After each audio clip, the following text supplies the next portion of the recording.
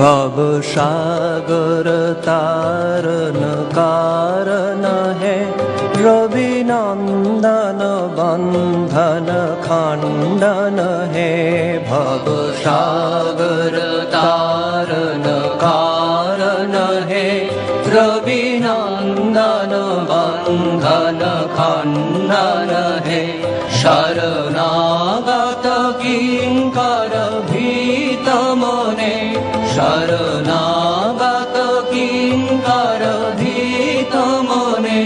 गुरुदेव दया कर दीन जने, गुरुदेव दया कर दीन जने, गुरुदेव दया कर दीन जने। মহারাজের সঙ্গে আমার থাকা মায়ের কৃপায়, মহারাজের আশীর্বাদে যে দীর্ঘ 14 বছর, তা সেই জন্য একটা মহারাজের সঙ্গে সম্পর্কটা এমন জায়গায় দাঁড়িয়েছিল যে মহারাজের জন্যই আমাদের কেউ কেউ বলতেন যে আমাদের মধ্যে সম্পর্কটা অনেকটা যখন পারিবারিক যেমন দাদু নাতি সম্পর্ক হয় সেই রকম সম্পর্ক, সেটা মহারাজের জন্য সম্ভব হয়েছিল।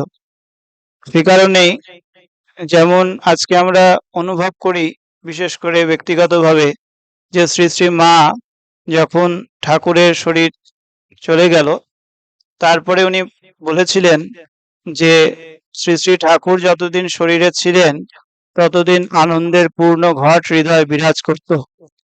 তা আর যেদিন এইটি এখন খুব করে অনুভব করি যে সেদিনও করতাম, আজ আরো বেশি, কারণ আজকে মহারাজকে সেভাবে ছুঁতে পারি না, সেভাবে কাছে যেতে পারি না, সেই জন্য কষ্টটা অনেক বেশি। সেই জন্য আমি এগুলো বলতে চাই না। তাই জন্য আমি আজকে দেবজিৎ আমার অনেক দিনের বন্ধু, আমরা একসঙ্গে সন্ন্যাস, সেই জন্য ওর কথাটা আমি না করতে পারিনি, সে কারণেই বলেছি কিছু ঠিক আছে আমি বলবো।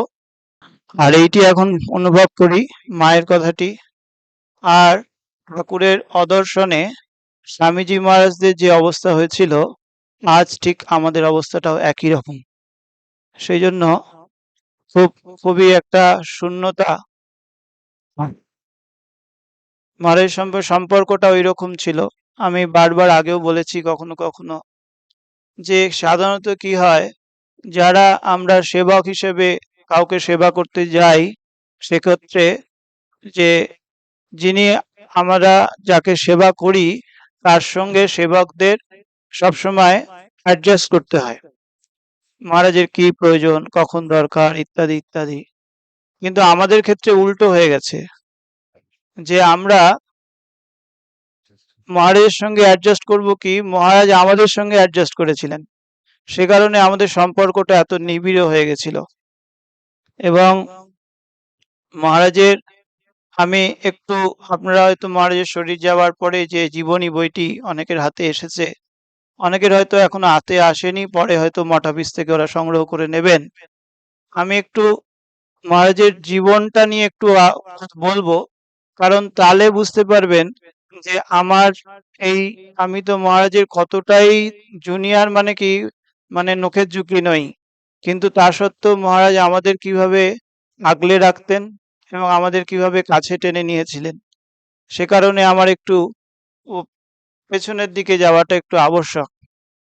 মহারাজ আমরা সবাই জানি যে মহারাজ আমাদের তামিলনাড়ুর তাঞ্জাউর জেলার আন্দামি গ্রামে উনি একটি শুভ দিনে উনি জন্মগ্রহণ করেছেন।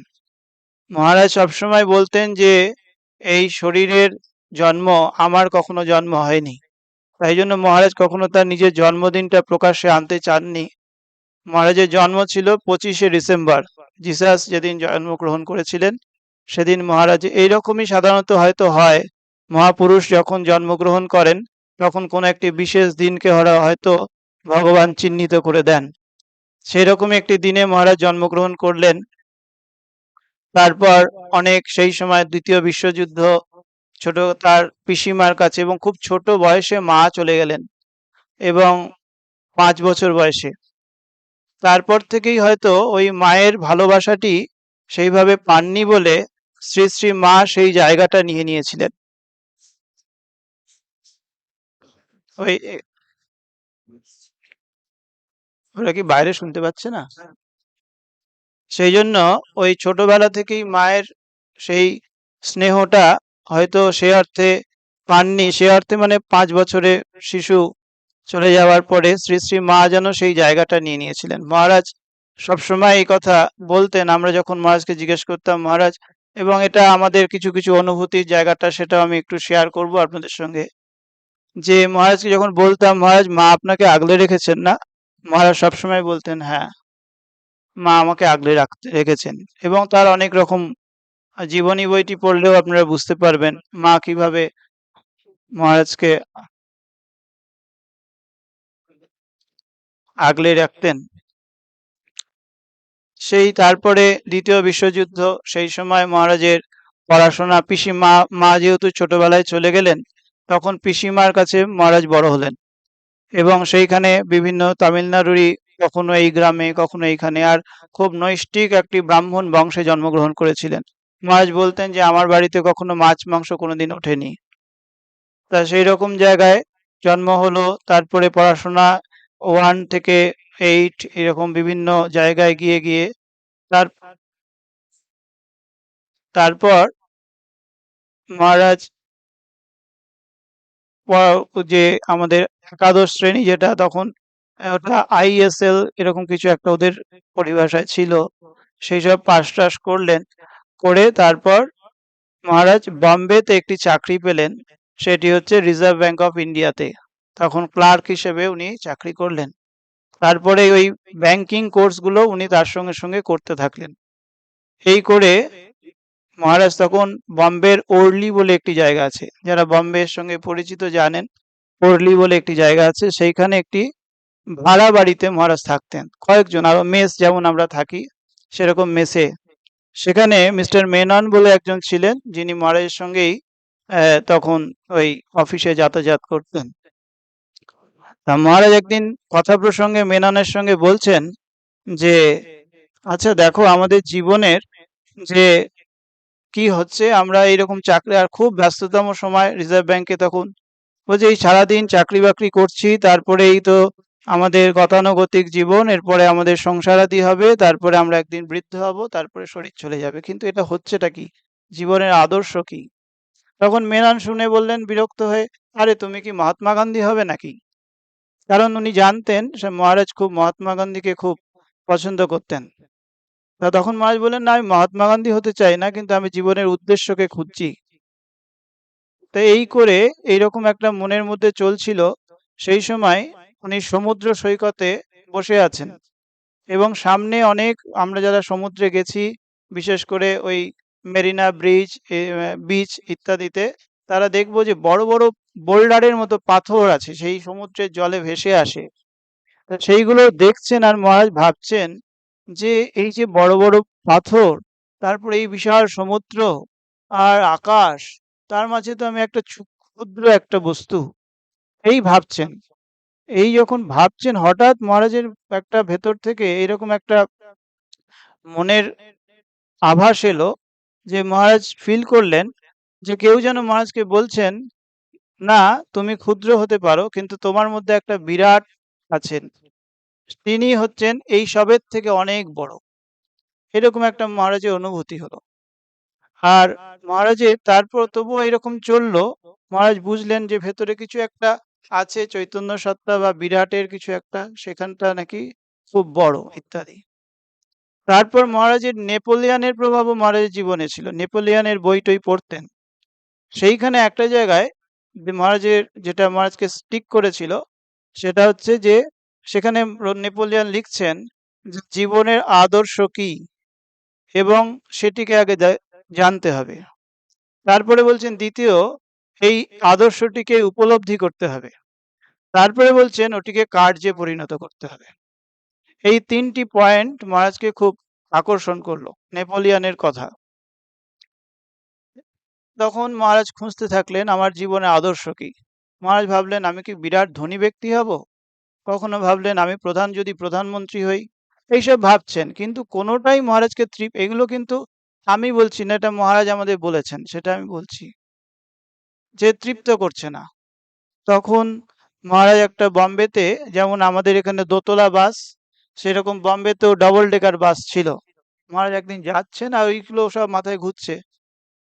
তো হঠাৎ মহারাজের ওই ঘুরছে, আবার ওই রকম মনের মধ্যে একটা সৃষ্টি হলো, না তো আমাকে সাধু হতে হবে। তো সাধু হতে হবে, ঠিক আছে, তখন মহারাজের একটা ঠিক হয়ে গেল যে সাধু হতে হবে।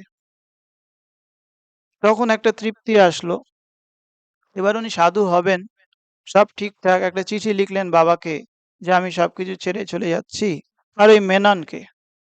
কিন্তু চিঠিটা লিখে আর পোস্ট করতে পারলেন না, সামহাও যে কোনো কারণেই পোস্ট করতে পারলেন না। চিঠিটা রেখে দিলেন। আর বম্বের সঙ্গে যোগাযোগ ছিল, বম্বের খাড় অঞ্চলে যে আমাদের আশ্রম আছে সেখানে আসা যাওয়া করতেন।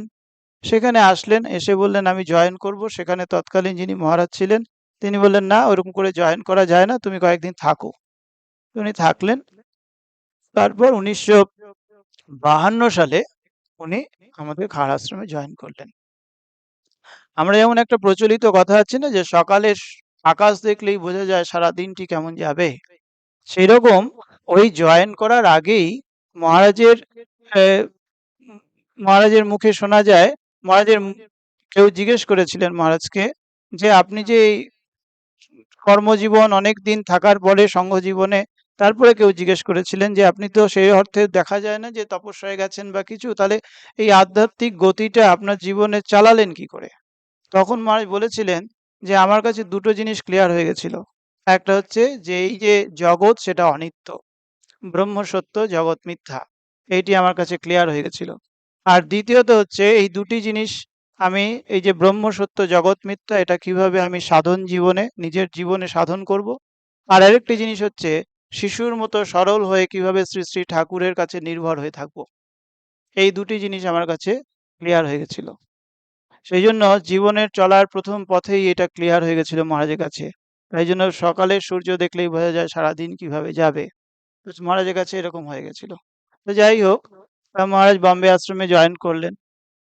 তারপর সেই সময় 1952 সালেই ওনার গুরুদেব পূজনীয় শঙ্করানন্দজি মহারাজ, যিনি রাজা মহারাজের কাছে যার দীক্ষা হয়েছিল, শঙ্করানন্দজি একদিন এসেছেন। ওখানকার মহারাজ সম্বুদ্ধানন্দজি তখন বম্বে আশ্রমের মহন্ত মহারাজ। তা তিনি এসে বললেন যে তোমার কাছে ওখানে দীক্ষা নিতে হবে শঙ্করানন্দজির কাছে। মহারাজের মনে আবার প্রশ্ন যে শঙ্করানন্দজিকে তো উনি আগে দেখেননি, তাকে গুরু রূপে কিভাবে উম, নেবেন কি ইত্যাদি। তা উনি শঙ্করানন্দজি এসেছেন, খুব রাশভারী মানুষ, তা উনি বসে আছেন। মহারাজ জানলা দিয়ে ওনাকে দেখছেন, যে দেখি, দেখে যদি পছন্দ হয় তবে আমি দীক্ষা নেব। তা ওনার যে একটা ব্যক্তিত্ব, ওই দৈব সত্তা ওনার মধ্যে বিরাজ করত শঙ্করানন্দজির, সেইটি মহারাজকে খুব আকর্ষণ করলো। করে মহারাজ দীক্ষা নেবেন স্থির হলো। দীক্ষা হয়ে গেল। মহারাজ ওখানে আছেন।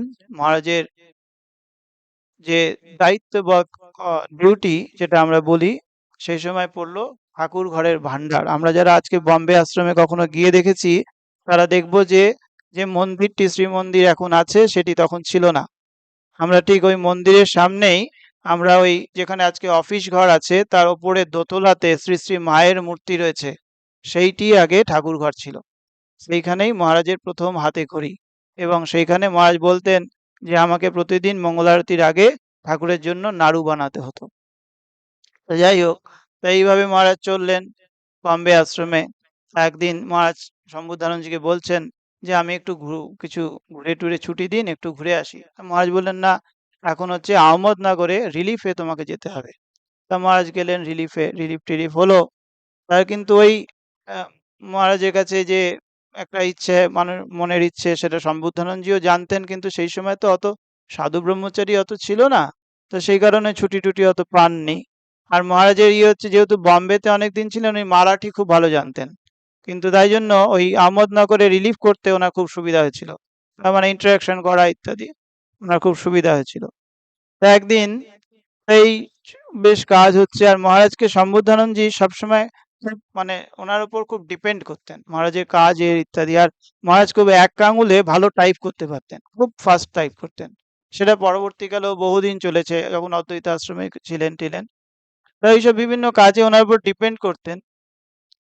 তা এই সময় এই যে মহারাজ যখন ওখানে ছিলেন, একটা খুব মজার ঘটনা মহারাজ বলতেন আর হাসতেন যে একবার কোনো সম্বোধানন্দজি একটা ওমেন্স কিছু সম্মেলন টাইপের কিছু একটা অর্গানাইজ করেছেন।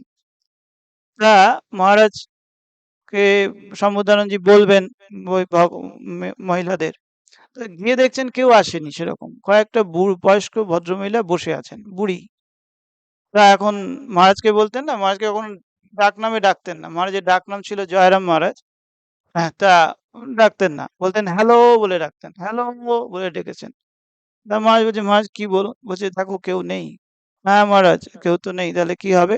না মহারাজ, ওই যারা বোম্বেতে গেছেন দেখবেন এই একদম রাস্তার উপরেই আশ্রমটা। আর উনি শম্ভুদানন্দজি তখন মহারাজকে দেখে বলছেন, আরে ওদেরকে ধরে নিয়ে এসো, ওদেরকে ধরে নিয়ে এসো। তখন মহারাজ বলছেন যে মহারাজ, ওদেরকে কাদের ধরে নিয়ে আসবো? বলছে ওই যে যাচ্ছে দেখো, ওদেরকে ধরে নিয়ে এসো। তখন দেখছে ওরা হচ্ছে সেই মেছুনি, মাছের ঝুড়ি নিয়ে যায়, তারা রাস্তা দিয়ে যাচ্ছে, তারা তো কিছু জানেও না। এবার মহারাজ বলছেন যে কি করব? মহারাজ বলেছেন ওদেরকে ধরে নিয়ে এসে বসিয়েছি। ওরা তো বুঝতেই পারছে না যে কেন এসেছি, কি ব্যাপার। আর শম্ভুদানন্দজি সেখানে অদ্বৈত বেদান্ত সম্পর্কে বলছে। ওরা, মহারাজ খুব হাসতেন। বলছে ওরা তো কিছু বুঝতে পারছে না, মাথা চুল বলছে। মহারাজ বললেন যে কিছুক্ষণ ওরা বসে খুব অধৈর্য হয়ে বিরক্তি সহকারে মাথা চুলকাতে চুলকাতে ওরা চলে গেল। তাই যাই হোক, তো এইরকম বহু ঘটনা শম্ভুদানন্দজির সঙ্গে হয়েছে মহারাজের। একটা বললাম। তা এরকম করে চললো বেশ কিছুদিন। তারপর মায়ের, শ্রী শ্রী মায়ের যে জয়রামবাটিতে যে আমাদের জন্মস্থান, সেইখানে মন্দিরে শ্রীমূর্তির বসবে, মা বসবেন ওখানে। সেরকম সেই উৎসবে মহারাজের শম্ভুদানন্দজিকেও আমন্ত্রণ করেছিল। তো শম্ভুদানন্দজি বললেন চলো আমার সঙ্গে চলো। তা মহারাজ বলতেন সেই আমার প্রথম প্লেনে বেলুড় মঠ দর্শন। আমাকে মহারাজকে যখন কেউ বলতেন মহারাজ কবে বেলুড় মঠে এসছেন, তখন মহারাজ বলতেন আমি আকাশপথে বেলুড় মঠকে প্রথম দেখেছি। তা ওই মহারাজ বেলুড় মঠ ক্রস করছেন, আর শম্ভুদানন্দজি মহারাজ এরকম করে দেখাতে, তো মহারাজ আঙুলটা ওই শম্ভুদানন্দজি ওনার ওই কোমরের এখানে খোঁচা দিয়ে C C Belur Math, C Belur Math. তা তা এই প্রথম বেলুড় মঠ এলেন। তা সেইখান থেকে দক্ষিণেশ্বরে, আপনারা যদি ওই মহারাজ একটি বই বেরিয়েছে মিউজিং অফ এ মঙ্ক, সেখানে মহারাজ ওই দক্ষিণেশ্বরে খুব ছোট্ট, কিন্তু দক্ষিণেশ্বরের প্রথম অনুভূতি ওনার এসে কিরকম হয়েছে সেটা খুব সুন্দরভাবে মহারাজ লিখেছিলেন, লিখে রেখেছিলেন, পরে ওটা পাবলিশড হয়েছে। দক্ষিণেশ্বরে আসা হয়েছে, বেলুড় মঠ হয়েছে, আর ওই তারপরে জয়রামবাটি যাওয়া হলো। তা মহারাজ ওইটা জয়রামবাটিতে সেই সময় যে মা ভক্তরা গেছেন, তার যে সমাবেশ হয়েছে, সেটা বলতে গিয়ে মহারাজ খুব ভাবপ্রবণ হয়ে যেতেন। ওই যে ওই ওই সময়টা, ওই সিচুয়েশনটা দেখে। তারপর মহারাজ ফিরে এলেন বম্বেতে আবার। তারপর মহারাজকে বম্বে থেকে তারপর কিছুদিন থাকার পরে তারপর মহারাজের অদ্বৈত আশ্রম কলকাতায় আসা হলো। সেটাও বেশ কিছু বছর। অদ্বৈতের কলকাতা সিটি সেন্টারে মহারাজকে প্রুফ ইত্যাদি দেখতে হবে। তখন ওখানে ছিলেন অনন্যানন্দজি মহারাজ, তিনি এডিটর ছিলেন। তা ওনার সঙ্গে ওনার প্রুফ রিডিং হতো। এবং তখন একজন মহারাজ ছিলেন বিমলানন্দজি, তিনি মহারাজকে বলতেন যে দেখো, শ্রী শ্রী মা তো বলেছেন যে কারোর দোষ দেখবে না, কিন্তু এখানে তোমাকে সবসময় দোষ দেখতে হবে, কারণ ওই প্রুফ রিডিং এ তো কাটাকাটি করতে হবে। সেই জন্য মহারাজ বলতেন। তো যাই হোক, ওই প্রুফ রিডিং চললো। তারপরে মহারাজের অদ্বৈত আশ্রমে থাকার সময় আমাদের জিএস মহারাজ বলেছিলেন যে এখনকার সুবিরামজি, তা মহারাজ তখন অদ্বৈত আশ্রমে আছেন, কেউ একজন পাঠিয়েছেন কোনো ছবি টবি কিনতে। আহ, গেছেন যে যাও গিয়ে জয়রাম মহারাজকে ধরবে, ওখান থেকে নিয়ে আসবে। তা মহারাজের সঙ্গে দেখা করেছে। আহ, তারপরে মহারাজ বলছেন বসো। বসে তারপরে মহারাজ নিজে হাতে, তখন তো মহারাজ ওনার থেকে অনেক সিনিয়র, বলছেন নিজে হাতে কফি করে মহারাজকে, ওকে বলছে তুমি এটা খাও। তা উনি ওটাকে খুব মনে রেখেছেন, সেদিনকে মনে হয় ওই স্মরণ সভাতেও বলছিলেন। তাই এরকম চললো। তারপরে একবার মহারাজকে আবার অদ্বৈত আশ্রম মায়াবতীতে মহারাজের পোস্টিং হলো। তা সেইখানের সেই স্মৃতিও মহারাজের কাছে অত্যন্ত, মহারাজ মানে এই ধরুন মহারাজ তো আজকে চলে গেলেন, কিন্তু তার কিছুদিন আগেও যদি আমরা মহারাজকে বলতাম মহারাজ মায়াবতী যাবেন, মহারাজ বলতেন হ্যাঁ। এত পছন্দের জায়গা মহারাজের। তা সেই মায়াবতীতে গিয়ে মহারাজের ওখানে থাকা, এবং ওখানে আজকে যে ভক্তরা যায় তার জন্য যে জলের ব্যবস্থা, সেটা মহারাজের হাতে করা। আজকে ওই মানে আমরা গেছি সেই জায়গায়, সে খুব ইন্টেরিয়ার জঙ্গলের মধ্যে একটা রিজার্ভার করা, এবং সেইখানেই ওই রিজার্ভার জলের সোর্স দেখে থেকে করতে হয়। তো সেই রিজার্ভার করার প্রসঙ্গে মহারাজ বলতেন যে একবার এরকম খুঁজতে গেছি রিজার্ভার, ওনার সঙ্গে যে পাহাড়ি লোকটি গেছে, এমনি কথা হচ্ছে যে এখানে মহারাজ জি ইধার ইয়ে চিতাবাঘ रहता है। তো বলে একটা কেভ মতন দেখিয়েছে। তা মহারাজ বলছেন তাই নাকি, এইরকম জায়গায় থাকে। তা বলে ওই যে যে পাহাড়ি লোকটি ছিল, সে একটা ঢিল মেরেছে। বলছে যে ঢিল মারার পরে সত্যি সত্যি ওর মধ্যে চিতাবাঘ ছিল, ওরা দুজন বেরিয়ে এলো। হ্যাঁ, দেখে বললো যে আমাদের দিকে তাকালো, তারপর ধীরে ধীরে ধীরে ধীরে আবার ওর মতো চলে গেল। তা ওই রকম সেই আজকে যে আমাদের জলের যা সমস্যা হয় না, তার মূল হোতা ছিলেন মহারাজ। এরকম করে চললো অদ্বৈত আশ্রমে বেশ কিছু বছর, মানে প্রায় 17 বছর, 16 বছর মনে হচ্ছে, এই কলকাতা এবং অদ্বৈত আশ্রম নিয়ে। তারপর মহারাজকে চলে আসতে হয় সারদা পীঠ। সেখানে পূজনীয় গম্ভীর মহারাজ তখন মহারাজকে বললেন যে তোমাকে এই সারদা পীঠে দায়িত্ব নিতে হবে। তো সেই সময় খুব টালবাহানা চলছে, মানে প্রায় বিভিন্ন রকমের কারণে একদম প্রায় খুব অবস্থা খারাপ, আর্থিক দিক থেকে এবং সব রকম দিক থেকেই সারদা পীঠে। তো মহারাজকে যখন গম্ভীর মহারাজ বলতেন, তখন গম্ভীর মহারাজকে মহারাজ বলেছিলেন, মানে আমার তো কোনো এক্সপিরিয়েন্স নেই এই এডুকেশন সেন্টারের। তা মহারাজ বলেন না না তুমি পারবে। গম্ভীর মহারাজ খুব ভালোবাসতেন মহারাজকে, আর দীর্ঘদিন গম্ভীর মহারাজও অদ্বৈততে ছিলেন, মহারাজকে জানতেন। তো মহারাজ ধরলেন, এবং তারপরে একটা মানে রিভলিউশনের মতো হয়ে গেল, যে দীর্ঘ 16 বছর মহারাজ ওখানে থাকলেন, এবং মানে সকলকে নিয়ে এই সমাজ শিক্ষণ মন্দির যেটা করা আছে, বিদ্যা মন্দিরের সমস্ত কিছু ইনফ্রাস্ট্রাকচার ইত্যাদি সব ক্ষেত্রে, যেটা একবারে মানে ডাউন হয়ে গেছিল, সেটা যেন আবার আবার রিভাইভ করলো। তো এইরকম করে সারদা পীঠ হলো। সেখানে সেই সময় উনি ট্রাস্টি নির্বাচন হলেন, এবং মহারাজ বলেন যে একবার কোনো জায়গায় গেছেন, একজন সিনিয়র সাধু মহারাজকে দেখে বলেছিলেন যে তুমি ট্রাস্টি হবে, তখন ট্রাস্টি হননি। তা যাই হোক, তা ট্রাস্টি হলেন। তারপরে মহারাজকে আবার চেন্নাই যেতে হচ্ছে। এবার চেন্নাই যাবেন, আর এখন যিনি গৌতমানন্দজি মহারাজ, কোইন্সিডেন্টালি যে মহারাজ যেটা ছেড়েছেন গৌতমানন্দজি সেখানে ধরেছেন, এরকমই প্রভুর ইচ্ছায় সাধারণত হয়েছে। এক্ষেত্রেও আমরা তাই হয়তো দেখতে পাবো। তো যাই হোক, তা মহারাজ চেন্নাইতে গেলেন। সেইখানে একটা যে বড় কাজ করলেন, সেটা আজকে যে আমরা শ্রীমন্দির দেখছি চেন্নাইতে, সেটার ভিত্তিপ্রস্তরও মহারাজের হাতেই হয়েছে। এবং একটা আমি আজকে এমনি ভাবছিলাম যে মহারাজের মানে ওই তখন, পরে তো ভাইস প্রেসিডেন্ট অবস্থায় অনেক জায়গায় করেছেন, কিন্তু ওই প্রথম মনে হয় ভিত্তিপ্রস্তরের কাজ শুরু করেছিলেন চেন্নাইতে, আর শেষ ভিত্তিপ্রস্তরের কাজ করলেন এই দক্ষিণেশ্বরে। সেই জন্য এটা আমাদের কাছে খুব আবেগের জায়গা।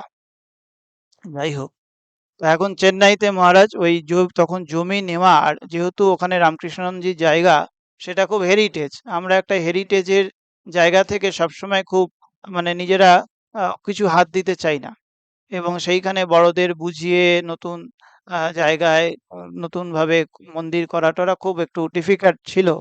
কিন্তু মহারাজ মায়ের ইচ্ছায়, ঠাকুরের ইচ্ছায় ওটা ব্যবস্থা করতে পারলেন, এবং মন্দিরের ভিত্তি প্রস্তর হলো। পূজনীয় ভূতেশানন্দজি মহারাজ ওই ভিত দিলেন, এবং রঙ্গনাথনজি এনারা সবাই উপস্থিত ছিলেন। তাই এটা হওয়ার পরে 4 বছর মহারাজ ওখানে থেকে তারপরে আবার ওনাকে বেলুড় মঠ ডেকে নিল। সেটা 1995, তখন মহারাজ সহ সম্পাদক হিসেবে আসলেন। তার 2 বছর পরে উনি জেনারেল সেক্রেটারি অর্থাৎ সম্পাদক হলেন। সেই সময় তো বহু কাজ হয়েছে, যেমন হয়ে থাকে। তারপর মহারাজ 2007-এ উনি ভাইস প্রেসিডেন্ট। তা আমি খুব সংক্ষেপে বললাম এই পর্যন্ত। এর পরের থেকে আমার সঙ্গে মহারাজের যোগাযোগ 2010।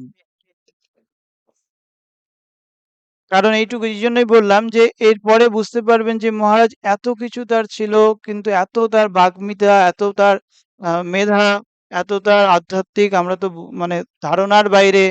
তারপরেও মহারাজ আমাদের সঙ্গে কিভাবে মিশতেন, এই জন্যই আমি একটু সামনের দিকে গেলাম। তারপর মা 2007-এ ভাইস প্রেসিডেন্ট হলেন। 2010, আমার 2009-এ ট্রেনিং সেন্টার শেষ হলো। তারপর 2010-এ আমি জানুয়ারি মাসে 10 তারিখে আমি মহারাজের সঙ্গে যুক্ত হলাম। তার ঠিক কিছুদিন আগেই মহারাজ শিলচরে গেছিলেন। আমাদের করিমগঞ্জ বলে একটি জায়গা আছে, সেখানে আমাদের সেন্টার আছে, সেখানে আমি তখন ছিলাম ট্রেনিং সেন্টারে পরে। তা আমাদের একটা ধারা আছে, যদি কোনো নিয়ারেস্ট সেন্টারে কোনো সাধুরা মানে ভাইস প্রেসিডেন্ট বা প্রেসিডেন্ট আসেন, তখন ওই সেন্টারে, কাছাকাছি সেন্টারে সাধুরা গিয়ে তাকে প্রণাম করতে আসেন বা ইত্যাদি। তা আমিও সেভাবে গেছি।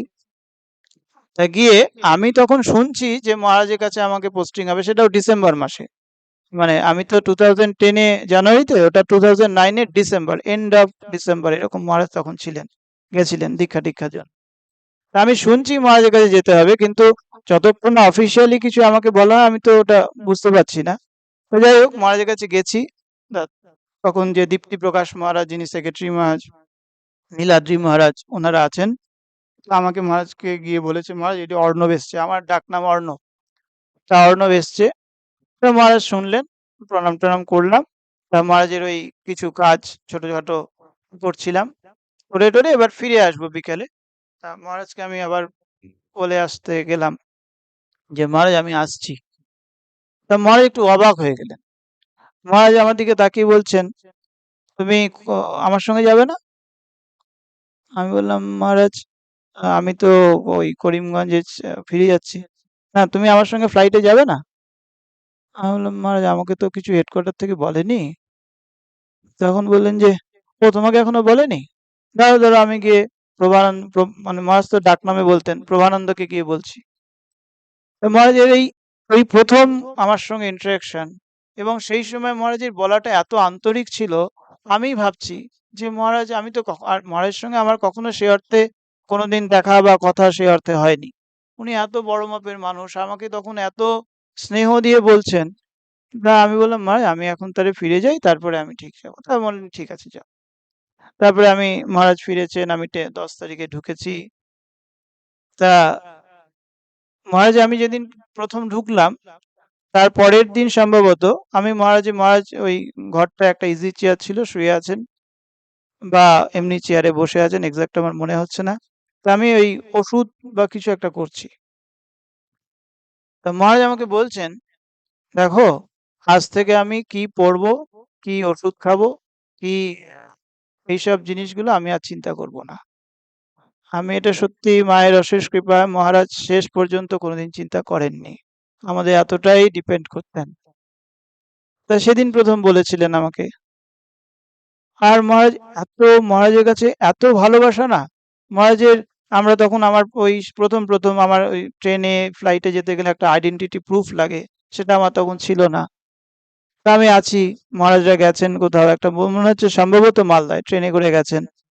তা আমি অনেকদিন যাওয়ার পরে আমি একা আছি।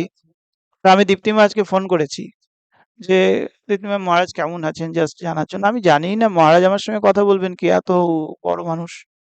আমি দীপ্তি মহারাজকে বলেছি যে মহারাজ কেমন আছেন। তা মহারাজ আমাকে কথা বলে, দীপ্তি মহারাজ কথা বলার পরে বলেন, মহারাজের সঙ্গে কথা বলবি? আমি তো কি বলবো মহারাজের সঙ্গে কথা, যাই হোক। তো হ্যাঁ বলবো, আমার তো একটা আনন্দ হলো যে মহারাজ আমার সঙ্গে কথা বলবেন। আর তখন তো কেবল সবে সবে, আমাকেও চেনেন না, আমিও সেই অর্থে চিনি না, কিন্তু মহারাজ এত প্রথম থেকেই আমাদের এত কাছে টানছেন। তখন মহারাজ আমাকে ফোন ধরে বললেন, কি গো কেমন আছো, ভালো আছো তো? এত সুইট না, আমি মানে সমস্ত মানে যে একাকিত্ব যদি কিছু থেকে থাকে সবটা শেষ হয়ে গেল। এত সুইট, মানে আহ, আজ মনে হয় ওই দৈব সত্তা আছে তো, ওই জন্য ওই রকম সুইট, আমাদের হয়তো হবে না। সেই ভালোবাসার মধ্যে চাওয়া পাওয়া নেই তো, সেই জন্য ওই রকম। তারপর মায়ের সঙ্গে থাকা, আসা, মহারাজের সঙ্গে যে আমরা যখন মহারাজের যে একাগ্রতা সহকারে এত বেশি ভালো করে বই পড়তেন। মহারাজ তো বই পড়ছেন কোনো, আমি পাশে দাঁড়িয়ে আছি, মহারাজের টেবিলেই ওই যে একটা পেনদানি আছে, আমি খুটখুট খুটখুট করছি, পেনটা এখানে রাখছি, মানে কাজেরই জন্য করছি, কিন্তু মহারাজ কিছু বুঝতে পারছেন না। মহারাজের কোনো হুঁশ নেই, মহারাজ ওই রকমই পড়ছেন। মহারাজ পড়ছেন, আমি আমার মতো কাজ করলাম, চলে গেলাম, যে আমি যে এসেছি, আমি যে আছি, মহারাজের কোনো দিকে নেই, মহারাজ পড়ে যাচ্ছেন। ওই জন্য ভজনানন্দজি বলতেন যে আমাদের রঙ্গনাথনজির পরে এত, শুধু আমাদের লিটারেচার নয়, এত ভাস্ট নলেজ কাউর নেই, কাউর নেই। তখন তিনি বলেছিলেন, তখন আমি প্রথম এসেছি, কিন্তু তারপরে আমি দেখেছি যে মিউজিং অফ এ মঙ্ক বইটা করা হয়েছে, ওর তো অনেক পুরনো আর্টিকেল মহারাজের। তো দীপ্তি প্রকাশ মহারাজ মহারাজকে জিজ্ঞেস করতে অনেক কোটেশন দিয়েছেন, তা মহারাজ এটা কোথায় আছে? তখন সেটা তো মানে কতদিন মানে কবে সেই লেকচার দিয়েছেন মহারাজ, সেটা হয়তো বইটা এখন আউট অফ প্রিন্ট। মহারাজ ওটা পাতা বলে দিতেন, সেখানকার কি বই তো বলতেন এবং পাতা বলে দিতেন। সেটা দীপ্তি মহারাজ ইন্টারনেট করে ঘেটে বের করে ওইখানে ওটা লিখতে হতো, তো যে কোনখান থেকে দেয়া হয়েছে তত্ত্বসূত্র, সেটা করতেন। এত ওনার মেধা শক্তি।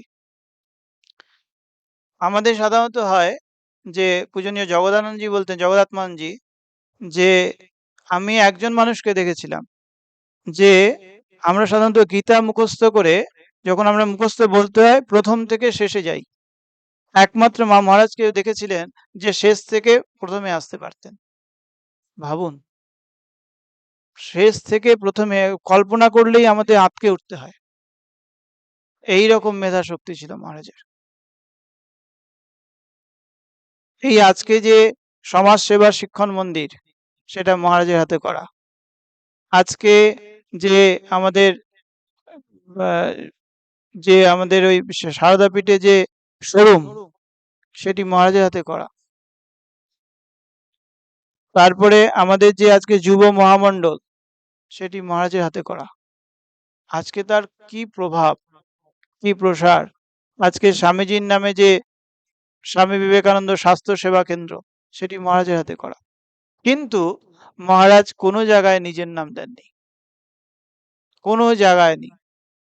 এবং আজকে আজকে আমরা যে গানগুলো শুনে আমাদের মনের তন্মাত্রাকে আমরা দৈব তন্মাত্রায় পরিণত করি, সেই তন্মাত্রাগুলো সেটা কিন্তু মহারাজের হাতে করা।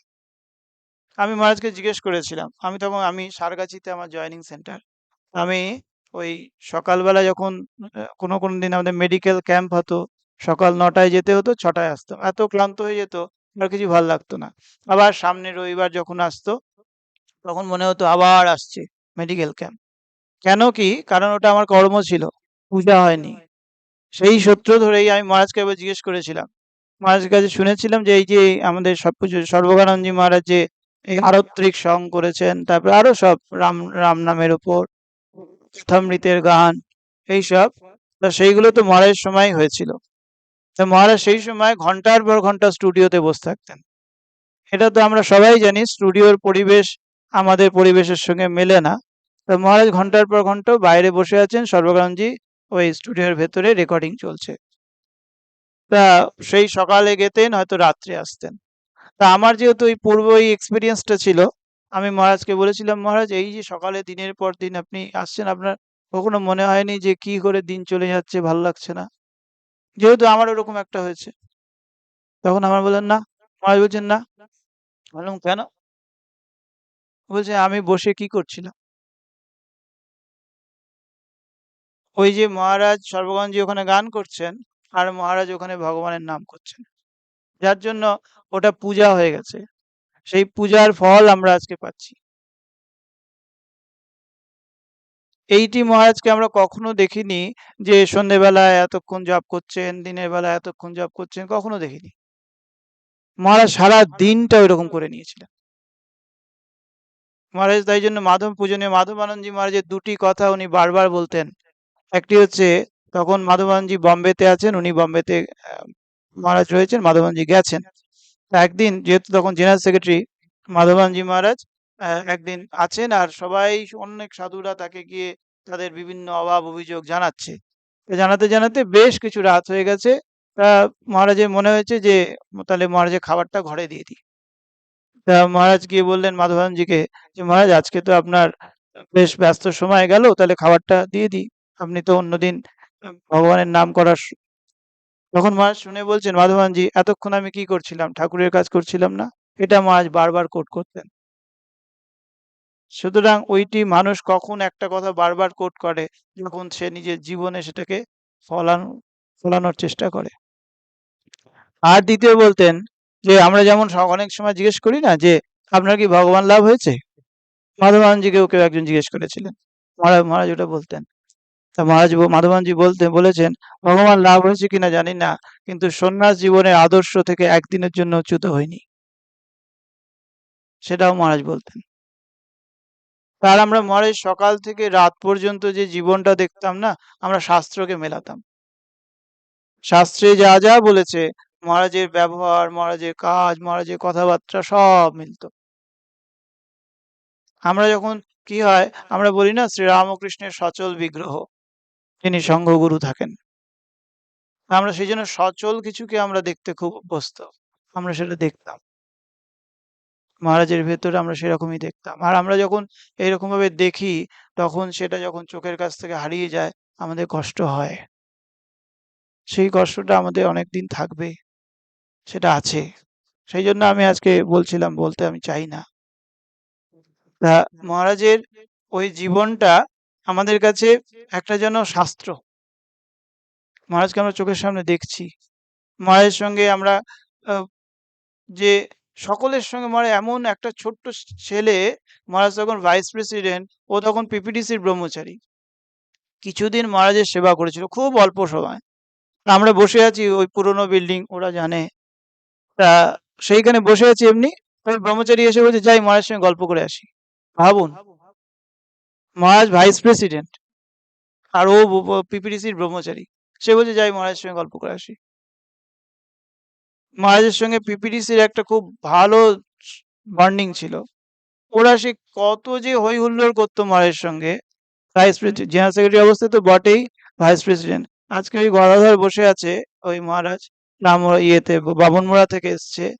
আমাদের তো কষ্ট আছেই, ওরা মহারাজকে জেনারেল সেক্রেটারি অবস্থায় পিপিটিসিতে পেয়েছে। ও আমার সঙ্গে একদিন মঠে কথা বলতে বলতে চোখ দিয়ে জল পড়ে যাচ্ছিল, এইরকম ভাবে মহারাজকে পেয়েছে। মহারাজের সঙ্গে, মহারাজের বিষয় নিয়ে আমরা কথা বলছি, আমি আর নীলাদ্রি মহারাজ। মহারাজের কোনো দরকার হয়েছে আমাদের কাছে আসছেন, মহারাজ এসছেন, দরজায় দাঁড়িয়ে আছেন, আমরা দেখিনি। মহারাজ আমার সঙ্গে নীলাদ্রি মহারাজ, মহারাজের কোনো একটা বিষয় নিয়ে কথা হচ্ছে, মহারাজ স্টিল দাঁড়িয়ে আছেন। দেখে যখন আমরা একটু কথাটা থামিয়েছি, মহারাজ নিজের কথাটা বললেন, বলে চলে গেলেন। উনি, আমরা সাধারণত কি করি, আমাদের বিষয় নিয়ে আমরা ওর মধ্যে ঢুকে পড়ি, যেহেতু আমার বিষয়। কিন্তু মহারাজ যে আমাদের কথা শুনলেন, কিছুই বোঝা গেল না। মহারাজ ওনার কথাটা বললেন, বলে ঘরের মধ্যে চলে গেলেন। আমার হয়তো শরীরটা খারাপ হয়েছে, আমরা তখন যে পুরনো জায়গায় থাকতাম না, অনেকগুলো হজপচ ছিল, এদিক দিয়ে গিয়ে ওদিক দিয়ে গিয়ে যেতে হবে। সেই মহারাজ এদিক, তখন শরীরটা অতটা মানে পটু নয়, শরীরে অক্ষমতা থাকা সত্ত্বেও মহারাজ এদিক ওদিক করে ঠিক গিয়ে বলতেন, কি ও কেমন আছো। না যেতে পারলে, আমি এখন যে প্রেসিডেন্ট মহারাজের কোয়ার্টার, সেখানে আমি দোতলাতে থাকি, মহারাজ ফোনে বলতেন, জিজ্ঞেস কি হয়েছে তোমার। এইগুলো তো খুব মানে শুভ, মানে খুব দারুণ মুহূর্ত। সেই মুহূর্তগুলো যখন পাই না, তখন কষ্ট হয়। সেরকম মহারাজের এই যে আগের আগের সঙ্গে দেখুন, আমরা বুঝতেই পারিনি। একজন কেউ মহারাজ বলছিলেন যে মহারাজ কবে প্রেসিডেন্ট হলে বুঝতে পারলাম না। মহারাজ কখনো বুঝতে দেননি। মহারাজের এই প্রাজ্ঞতা, মহারাজের কোথায় যেন হারিয়ে রেখেছিলেন। আর ঠাকুর মা স্বামীজি, মহারাজের কাছে মা একটা অন্য জিনিস। মা সবসময়, ওই যে বলছিলাম ছোটবেলায় মা চলে গেলেন, কিন্তু মা যেন সেই জায়গাটা নিয়ে নিলেন। সব সময় মা রক্ষা করতেন, সব সময় মা রক্ষা করতেন। আমি একটা অনুভূতির কথা বলি, তখন মা নরেন্দ্রপুরে আছেন। আমার সম্ভবত তখন সর্বজ্ঞানন্দজি নরেন্দ্রপুরের মহন্ত মহারাজ। তা আমার কাছে, আমি মহারাজের কাছে রাত্রে থাকতাম, মহারাজ যখন শুয়ে থাকতেন। তা একদিন রাত্রেবেলা হঠাৎ আমার ঘুমটা ভেঙে গেছে, যে কোনো কারণে ঘুমে গেছে। মহারাজ শুয়ে আছেন, আমি উঠে দেখছি যে ঠিক দরজার সামনে ওই ঠিক মা দাঁড়িয়ে আছে এবং মহারাজের দিকে দেখছেন। এটা মহারাজকে আমি বলেছিলাম, কিন্তু মানে এতদিন তো বলা হয়নি, বলা যায় না। ঠিক একদম আমি মায়ের মুখটা দেখতে পেলাম না, কিন্তু একদম দাঁড়িয়ে যে আমরা মাকে দেখি, ঠিক ওইদিকে মহারাজের মুখ করে দেখছেন। আর আজকে আমি বলি যে আমাদের একটা কথা আছে না, যে দীক্ষা যখন মা দেন, তখন শ্রীরামকৃষ্ণ, মা, স্বামীজি এনারা উপস্থিত থাকেন। এটা সত্য, এটা সত্য। এটা মহারাজ যখন দীক্ষা দিতেন, প্রেসিডেন্ট মহারাজের নিচে, আমি আজকে ভলেন্টিয়ার যারা তারা জানে না, তাদেরকে আমি একটা জায়গায়, আমি সবসময় বলতাম ওখানে দাঁড়াবেন না, ওখানে দাঁড়ালে আমি সরিয়ে দিতাম। ওইখানে আমি যতবার দেখেছি, আমি মহারাজের পায়ের ফুল সরাতাম, ততবার আমি চোখ বন্ধ করে আমি কখনো কখনো ইচ্ছে করেই দেখতে চেষ্টা করেছি যে দেখি তো মা দাঁড়িয়ে আছেন কিনা। আমি দেখেছি মা দাঁড়িয়ে আছেন। সেই জন্য মা মহারাজকে আগলে থাকতেন। আর স্বামীজি ছিলেন শিব। আমরা মানি কিন্তু মহারাজ বোধে বোধ করেন। স্বামীজি ছিলেন শিব। একবার সন্ন্যাস ব্রহ্মচর্য হয়েছে, মহারাজ খুব ক্লান্ত। মহারাজের কাছে মন্দিরের কাছে এসে বলতে হতো, মহারাজ স্বামীজির মন্দিরের কাছে চলে এসেছি। মহারাজ খুব ক্লান্ত হয়ে ফিরছেন ভোরবেলা। মহারাজের খুব টায়ার্ডনেস। মহারাজকে আমি বলছি, আমি নীলাদ্রিমা গাড়িতে আছি। আরে মহারাজ স্বামীজির সামনে মন্দিরের সামনে চলে এসেছি মহারাজ। মহারাজ বলছেন শিব শিব শিব। আর রাজা মহারাজকে মহারাজ ঠাকুরের সঙ্গে একদম মিলিয়ে ফেলতেন। বলছেন দেখো দেখো, ঠাকুরের মতোই বসে আছেন রাজা মহারাজ।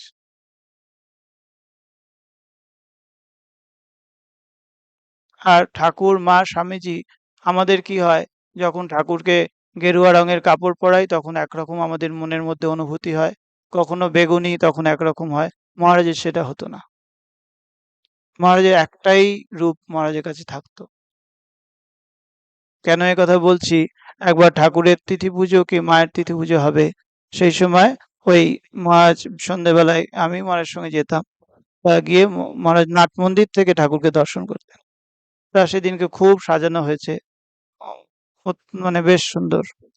তাও প্রণাম, মহারাজ দেখলেন, ঠাকুরকে প্রণাম করলেন, করে মহারাজ বেরিয়ে আসছেন।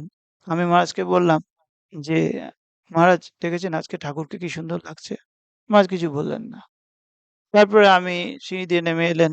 আরো কিছুটা যাওয়ার পর আমার মনে হলো মহারাজ হয়তো শুনতে পায়নি, বা আমি যা বললাম বুঝতে পারিনি, ওই জন্য উত্তর দেয়নি। আমি আবার একই কথা বললাম।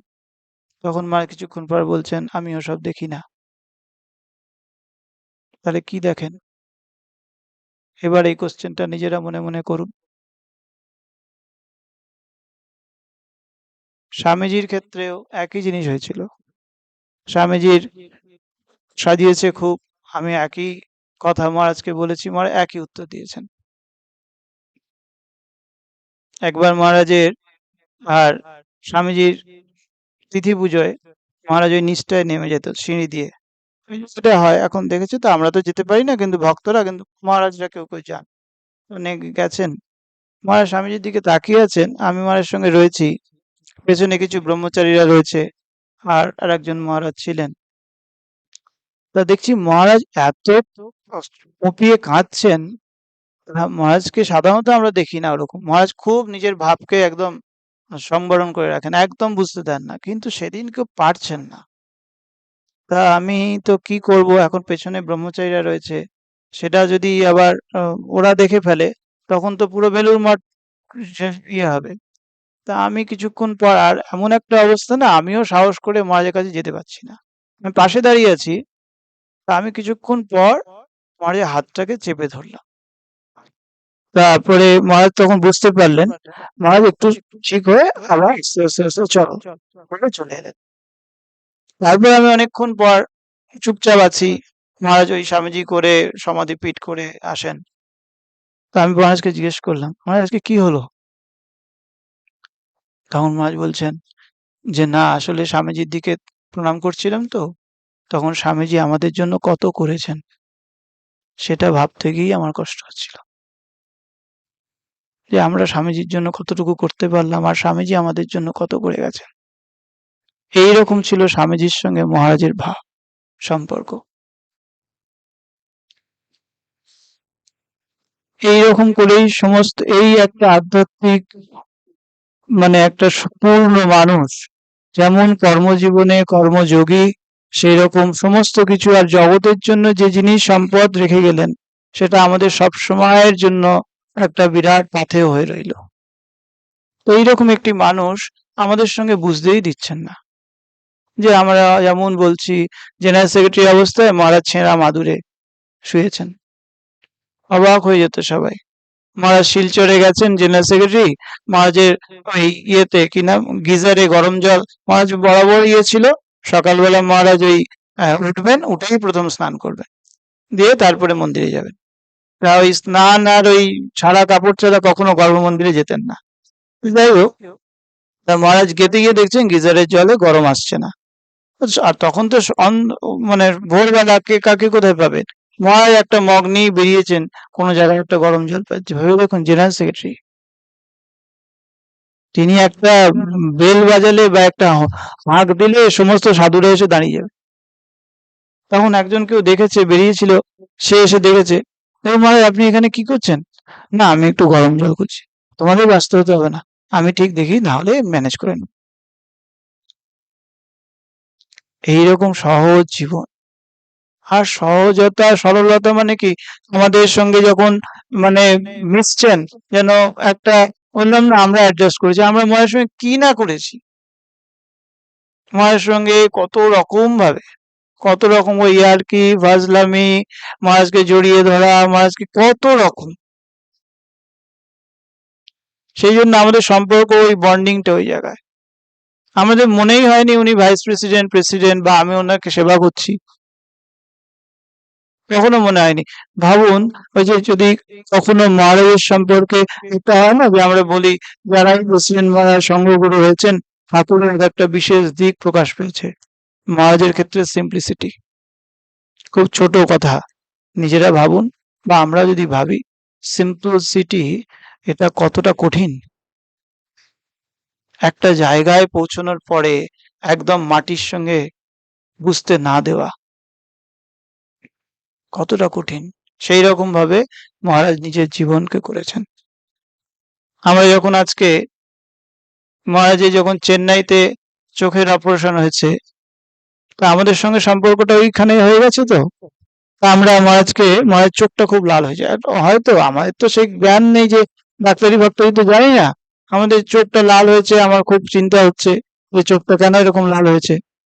তাই মহারাজকে বেশ কাছে গিয়ে, মহারাজ বসে আছেন সোফাতে, তাই মহারাজের কোলে মাথা রেখে আমার বেশ একটু চোখের জলও পড়ছে। মহারাজ বলছেন, না না, এখন এরকম কেঁদো না, এখন যাচ্ছি না আমি। ঠিক আছে। তা কিন্তু মহারাজের সেদিন যাচ্ছে না, যেটা ছিল, কিন্তু মহারাজ আহ, আভাসগুলো যেন পরবর্তীকালে যখন মহারাজ শরীর ছাড়বেন, তার একটা আলোর জন্য দিতে থাকি। যেটা আমরা জয়রামবাটি কামারপুকুর যখন গেলাম, আর আজকে যখন কালকে আমার মনে হচ্ছিল যে একজন বলছিলেন যে আমাদের এখানে দক্ষিণেশ্বরে এখানে হচ্ছে প্রচন্ড গরম ছিল। যারা ছিলেন তারা জানেন, যেদিন মহারাজ তো দুপুরবেলায় অনুষ্ঠান করে যখন বেরিয়ে গেলেন, তারপর প্রচন্ড বৃষ্টি হয়েছিল। তখন আমার মনে হচ্ছিল সেদিন হয়তো ভগবান জানতেন ওই মহারাজের দক্ষিণেশ্বরের শেষ আশা, সেই জন্যই বৃষ্টি পড়লো।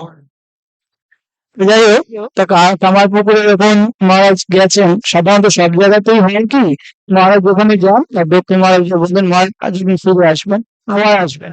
মহারাজ সবসময় বলতেন যে ঠাকুরের ইচ্ছে হলে আবার আসবো, বা দেখা যাক ঠাকুর কি করুন। কিন্তু এইবার প্রথম মহারাজ বললেন, যদি বেঁচে থাকি আবার আসবো। এটা মহারাজ আর কোনোদিন বলেননি, কোনোদিন বলেননি। আর সেই দিনে আর একটি, ওই মহারাজের কাছে আসে একটি মেয়ে, সে বলল, মহারাজ খুব ছোটবেলা থেকে যেত, মহারাজকে খুব চেনেন। তা ওকে আসলেই আমি যখন বলতাম, মহারাজ তো চোখ বুজে থাকতেন, তো চোখ বুজে থাকা, তা আমি মহারাজকে বলতাম, অনেকে মনে করে মহারাজ তো উইক হয়ে গেছেন, অনেকে যেমন বলতাম মনে করেন। তা আমি একবার মহারাজকে, মহারাজ চোখটা একটু খুলুন, ভক্তরা প্রণাম করছে, ওর একটু ভালো লাগবে। তো মহারাজ বললেন, জগৎকে বেশি দেখতে নেই। তারপর একদিন আমি বলছি মহারাজকে, মহারাজ মাথা নিচু করে আছেন, মহারাজকে বলছি যে মহারাজ মাথাটা তুলুন, ঘাড়ের মাথাটা বেঁধে যাচ্ছে। মহারাজ বলছেন, সাধুরা সবসময় পায়ের নিচে দেখবে। তো সেরকম, আর জয়রামবাটিতে একবার এরকম বলেছি, মহারাজ ভক্তদের দেখুন একটু। মহারাজ বলছেন, তুমি তো দেখছো। আমার মহারাজ বলছেন।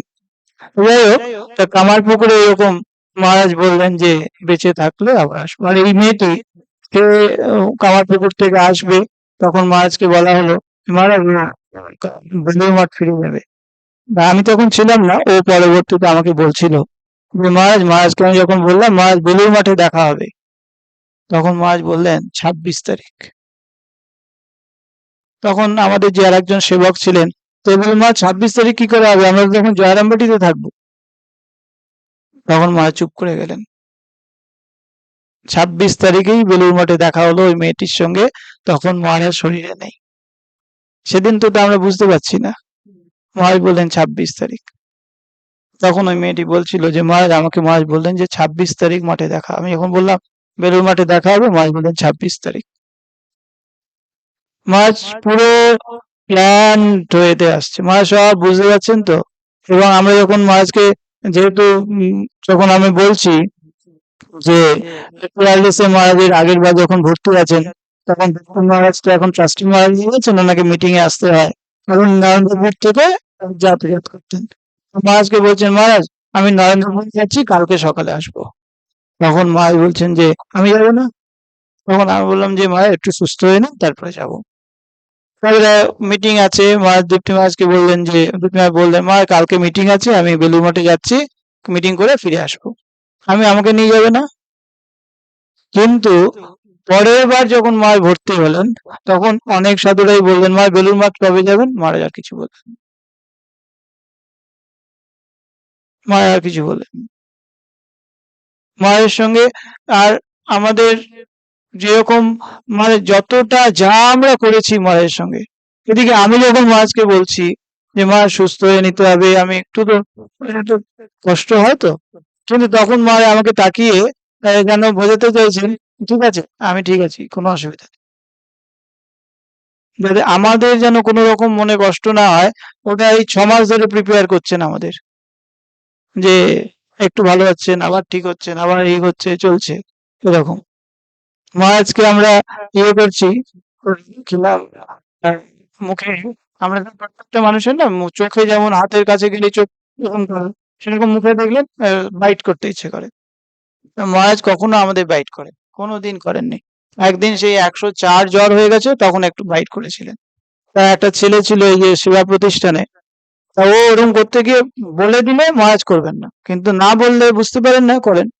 ওকে প্রচন্ড জোরে একবার বাইট করে দিয়েছিল। তারপরে আমরা বললাম যে দেখি দেখি, দেখো মহারাজকে বলে দিলে কিছু হবে না।